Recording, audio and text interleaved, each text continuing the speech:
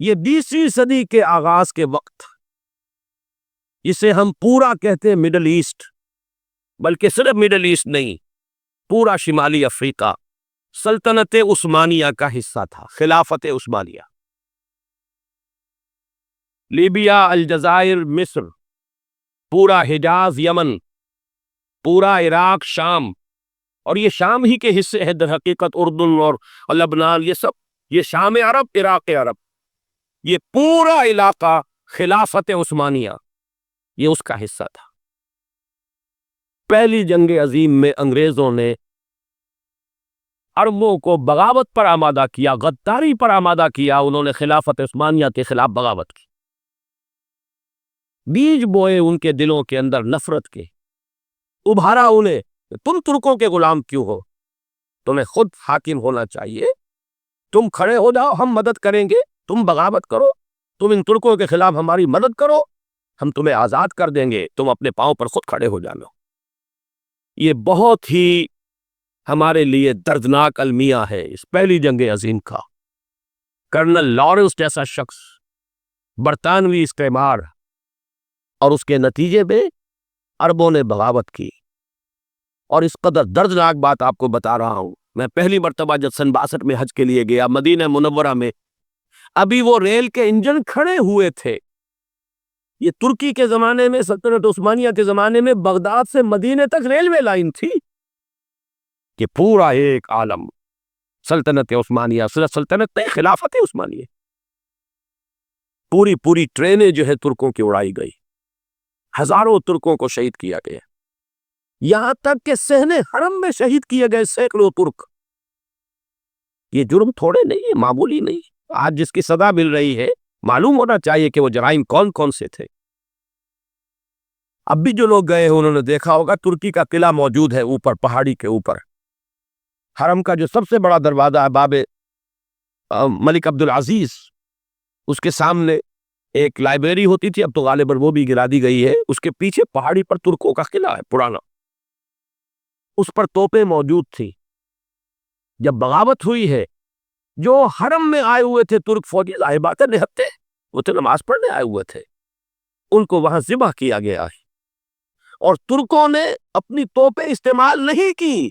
کہ کہیں بیت اللہ کو کوئی دم نہ پہنچ جائے۔ بہرحال یہ غداری ہوئی ہے پہلی جنگ عظیم کے دوران، اور نہ صرف ترکوں کے، عربوں نے کی ہے۔ جیسا کہ میں نے کہا تھا، دو ہیں سب سے بڑے مجرم روئے ارضی کے اوپر امت مسلمہ کے طبقات۔ ہمارا پنجابی سپاہی بھی جا کر انگریزوں کی مدد کر کے ایلن بی کو قبضہ جو لے کر دیا بغداد کا، اس میں ہمارے مسلمان پنجابی سپاہی بھی شامل تھا۔ یہ خون چکاں باب ہے ہماری تاریخ کا اس صدی کا۔ لیکن اس کے بعد سلطنت عثمانیہ کے ٹکڑے ہو گئے، چیتھڑے ہو گئے۔ ایک انگریز نے لکھا ہے یہ جملہ، زہر میں بجھا ہوا جملہ، کہ تاریخ میں یہ بات ثبت ہو جائے گی کہ ایک انگریز نے اس سلطنت کے ٹکڑے کر دیے کہ جو عمر فاروق نے قائم کی تھی رضی اللہ تعالیٰ عنہ۔ یہ پورا عالم، یہ تمام علاقہ کس نے فتح کیا تھا؟ یہ بات ہاتھ بدل گئے تھے، پھر ترک آ گئے، خلافت عثمانیوں کے پاس چلی گئی، لیکن یہ سلطنت تو حضرت عمر رضی اللہ تعالیٰ عنہ کے زمانے سے چلی آ رہی تھی۔ اس کو ایک انگریز کرنل نے، اور اس نے بغاوت پہ آمادہ کر کے عربوں کو اور ترکوں کے پیٹھ میں چھرا جھپوا کر ان کے ذریعے سے اور ٹکڑے کر دیے۔ لیکن جب جنگ ختم ہوئی، اب انہوں نے کہا کہ اب ہمیں آزادی دیجیے۔ اب انہیں معلوم ہوا کہ غداروں کو دنیا میں کیا ملتا ہے، ٹکڑے کر دیے گئے۔ یہ حصہ عراق یہ انگریز کے پاس رہے گا، شام کا یہ علاقہ یہ فرانسیسیوں کے پاس رہے گا، مصر پر انگریزوں کا تسلط رہے گا، لیبیا اطالویوں کے پاس رہے گا، لے دے کر یہ جو علاقہ تھا حجاز، کیونکہ وہاں کچھ تھا ہی نہیں، بواد غیر ذی زرع، یہ عربوں کے پاس چھوڑ دیا گیا۔ اس وقت جو بادشاہ ہیں شاہ حسین اردن کے، ان کے دادا سب سے بڑے غدار وہی تھے، لہذا ان کو اس علاقے کی بادشاہت دے دی گئی۔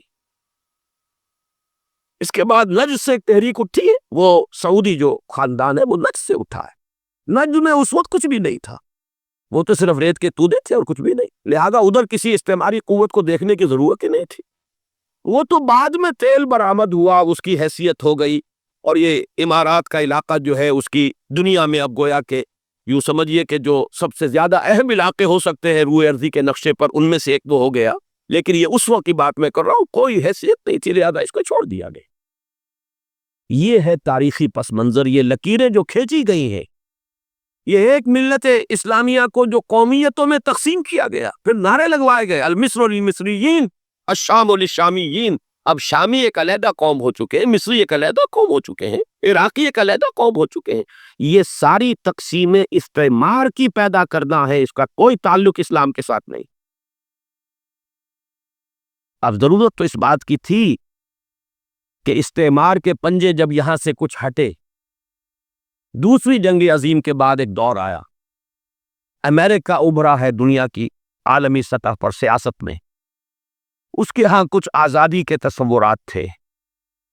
اس نے بھی سپورٹ کیا۔ برطانیہ کمزور ہو چکا تھا، وہ اتنے بڑے علاقے کو بھول نہیں کر سکتا تھا۔ ہندوستان بھی آزاد ہوا، پھر یہ کہ اور دوسرے علاقوں سے بھی اس کو پسپائی اختیار کرنی پڑی۔ استعمار کے پنجے جس طرح بھی ہوئے، ان کے سینوں سے، عربوں کے سینوں سے جو ہے گویا کہ وہ ہٹے، لیکن امریکہ نے ایک اپنی بہت بڑی حکمت عملی جو اختیار کی، عالم عرب کے سینے میں اسرائیل کا خنجر پیوست کر دیا تاکہ یہ کبھی آزاد نہ ہو جائیں، ہمارے انگوٹھے تلے رہے، ہماری پالیسی گورن کرے۔ یہ استعمار کا دوسری جنگ عظیم کے بعد جہاں برطانوی استعمار، فرانسیسی استعمار رفتہ رفتہ یہ ہٹنے شروع ہوئے، صدر ناصر نے انگریزوں کو اٹھا کر پھینکا میڈیٹرینین میں اور دوسرے جگہوں سے، الجزائر نے آزادی حاصل کی فرانس سے، اطالویوں سے جو ہے لیبیا والوں نے آزادی حاصل کی، یہ ہو گیا، لیکن ایک خنجر پیوست کر دیا گیا اسرائیل کا سینہ عرب۔ اس صورتحال میں ظاہر بات ہے کہ ایک تو بڑی آئیڈیل پوزیشن تھی کہ پورا عالم اسلام متحد ہو، لیکن وہ تو بہت دور کا خواب معلوم ہوتا ہے۔ علامہ اقبال سے بڑا کوئی نقیب نہیں ہے ملت اسلامی کی وحدت کا، ایک ہو مسلم حرم کی پاسبانی کے لیے، نیل کے ساحل سے لے کر تا خاک کاشغر۔ لیکن انہیں بھی اپنے لیکچرز میں کہنا پڑا کہ اس وقت جو صورتحال ہے، پورے عالم اسلام کی ایک وحدت بن جانا تو تقریباً ناممکن نظر آ رہا ہے۔ اگر کسی طرح ایک common wealth of Muslim nations وجود میں آ جائے تو بھی بڑی کامیابی ہوگی،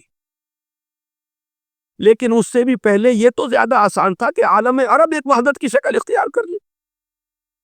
یہ تو ایک قوم ہے، اکثر و بیشتر ایک نسل یا زیادہ دو نسلیں کہتی تھے، شمالی افریقہ میں بربر نسل بھی ہے، باقی تو سب عرب ہے۔ یہ پورا عالم ایک نسل، ایک زبان،